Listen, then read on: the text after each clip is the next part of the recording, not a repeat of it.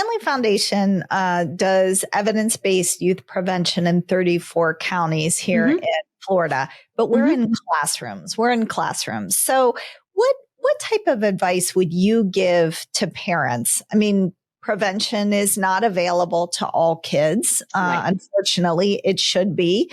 Right. But where would you start this conversation with parents? Number one, just start. Like you have to start. A lot of parents think, oh, I'll start talking about this in middle school when it becomes, something we have to talk about. Not true. We need to start very early, and we need to start with things like, sweetie, if you see something on the floor that looks like candy, make sure you talk to an adult before you just pop that in your mouth, because a lot of medicines can look like candy. Or, there's one I talk about in the addiction inoculation, an example.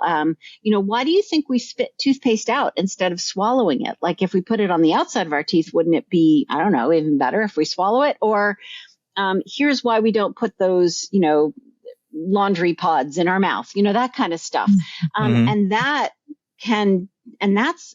is substance use prevention. Like when we're talking about, why do you think mommy's name is spelled out on this medicine bottle?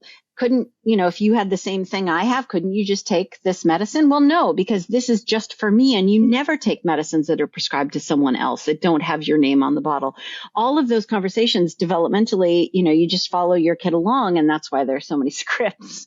If I learned anything from my first book, and I do a ton of speaking in schools, and if I learned anything from my first book, it's that people want scripts, because especially if a conversation is scary for them, here's exactly at this age and this stage how you can approach this topic.